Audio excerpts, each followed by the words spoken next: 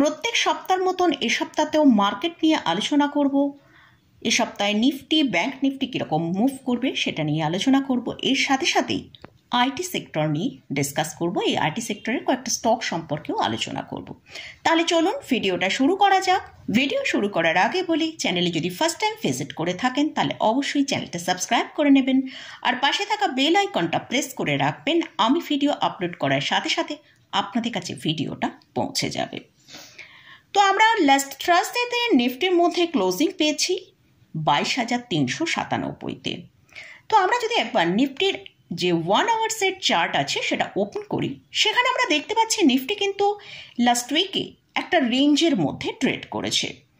নিচের দিকে 22,340 আর ওপরের দিকে 22,580। তো যদি এ সপ্তাহে নিফটি ওপরের দিকে 22,650কে ব্রেক করে সাস্টেন করে ক্লোজিং দিতে পারে, তাহলে হয়তো নিফটির মধ্যে আমরা একটা বড় আপসাইড দেখতে পেতে পারি। সেটা উপরের দিকে আমরা 22,800 থেকে 23,000 পর্যন্ত নিফটিকে যেতে দেখতে পারি। আর নিফটির জন্য এখন যেটা স্ট্রং সাপোর্ট রয়েছে সেটা 22,150 থেকে 22,000।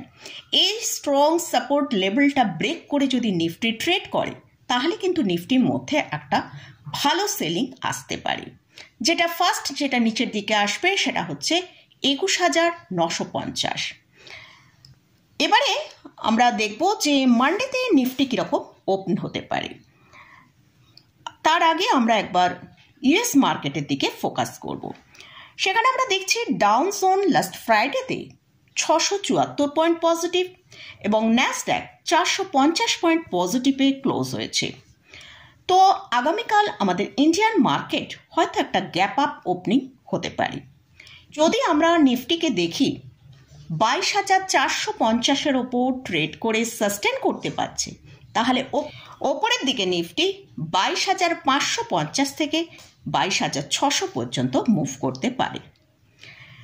আর নিচের দিকে যদি নিফটি কোনো কারণে 22,300কে ব্রেক করে, তাহলে নিচের দিকে আমরা 22,200 পর্যন্ত নিফটিকে আসতে দেখতে পারি। তো নিফটির জন্য মানডেতে যে স্ট্রং সাপোর্ট সেটা হচ্ছে 22,300 থেকে 22,350। তো এটা গেল নিফটি নিয়ে আলোচনা করলাম। এবারে আসছি ব্যাংক নিফটি। নিফটির লাস্ট থার্সডেতে ক্লোজিং হয়েছে 48,060-এ।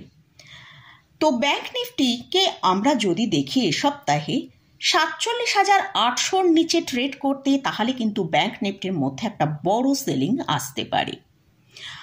আর যদি এ সপ্তাহে ব্যাংক নিফটি ওপরের দিকে 48,650 থেকে 48,700-র ওপরে ট্রেড করতে থাকে, তাহলে ব্যাংক নিফটি ওপরের দিকে 49,000 থেকে 49,200 পর্যন্ত মুভ করতে পারে। তো এটা গেল মোটামুটি নিফটি এবং ব্যাংক নিফটি নিয়ে আলোচনা করলাম। এবারে আসছি আইটি সেক্টর সম্পর্কে কিছু ডিসকাস করব। আমরা লাস্ট উইকে দেখেছি, লাস্ট যদি 5 ট্রেডিং সেশন দেখি, তাহলে কিন্তু আইটি সেক্টরের মধ্যে একটা বড় সেলিং হয়েছে। সেটা আমরা দেখেছি আইটি সেক্টর প্রায় 6% ডাউনে ট্রেড করেছে। আইটি সেক্টরের এখন যে ভ্যালুটা ট্রেড করছে সেটা হচ্ছে 36,094-এর কাছে। তো আমরা লাস্ট ফ্রাইডেতে দেখেছি ইউএস মার্কেটে আইটি ইন্ডেক্সের অর্থাৎ ন্যাসড্যাকেতে 450 পয়েন্টের পজিটিভে ক্লোজ দিয়েছে। হয়তো এই সপ্তাহে আমরা আইটি সেক্টরের ওপর একটা ফোকাস রাখতে পারি। আমরা বিভিন্ন আইটি স্টককে যদি দেখি, সেসব আইটি স্টকগুলোর ভেতরেও কিন্তু একটা ভালো সেলিং এসেছে।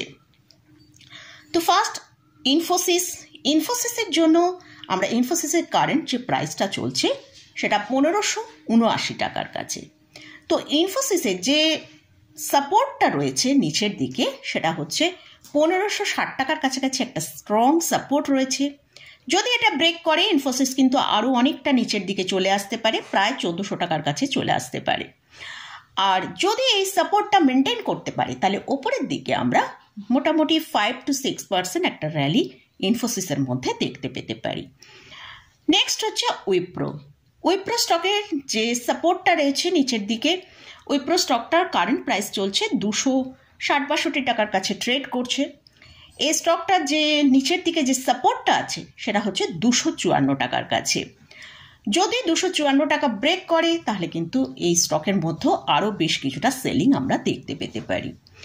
আর এই স্টকটাও যদি 254 টাকার সাপোর্টটা মেনটেন করে ওপরের দিকে ট্রেড করে তো স্টকটা ওপরের দিকে 276 টাকা পর্যন্ত একটা আপসাইড দেখাতে পারে। লাস্ট যে স্টকটা নিয়ে আলোচনা করছি সেটা হচ্ছে টিসিএস। টিসিএস এর কারেন্ট প্রাইস চলছে 3509 টাকার কাছে। এই স্টকের যেটা স্ট্রং সাপোর্ট রয়েছে সেটা হচ্ছে 3471 টাকা। যদি 3471 টাকা ব্রেক করে তাহলে টিসিএস এর মধ্যে একটা সেলিং আমরা দেখতে পেতে পারি। আর যদি টিসিএস এ এই 3471 টাকার সাপোর্টটা মেনটেন করে ওপরের দিকে ট্রেড করতে থাকে তাহলে টিসিএস এর মধ্যেও কিন্তু একটা ভালো আপসাইড আমরা এখান থেকে দেখতে পারি, যেটা 5 to 7% একটা আপসাইড আমরা এখানে ইমিডিয়েট দেখতে পারি। তবে এই স্টকগুলো নিয়ে যে আলোচনা করলাম সবটাই কিন্তু শর্ট টার্ম ট্রেডিংয়ের বেসিসে আলোচনা করলাম, কারণ আমরা যেহেতু একটা ন্যাসডাকে একটা ভালো র্যালি দেখেছি, হয়তো আর গত সপ্তাহে আমরা দেখেছি যে আইটি সেক্টরের মধ্যে একটা ভালো সেলিং হয়েছে, সেখান থেকে হয়তো ছোট্ট বাউন্স আসতে পারে। তো সেক্টরের মধ্যে বাউন্স এলে সেক্ষেত্রে আমরা কিন্তু স্টকের মধ্যেও একটা বাউন্স দেখতে পেতে পারি। মোটামুটি এই বিভিন্ন স্টক এবং ইন্ডেক্স নিয়ে আলোচনা করলাম। এই স্টকে বা ইন্ডেক্সে কোথাও কোনো বাই রেকমেন্ডেশন নেই। যদি এই স্টকে বা ইন্ডেক্সে কোথাও কোনো পজিশন নিতে চান তার আগে ভালো করে চার্ট অ্যানালিসিস করে নিয়ে তারপরে পজিশন নেবেন। তো মোটামুটি আজকের মতন ভিডিওটা এখানেই শেষ করছি। ভিডিওটা যদি ভালো লাগে অবশ্যই লাইক করবেন, শেয়ার করবেন, সাবস্ক্রাইব করবেন। ধন্যবাদ।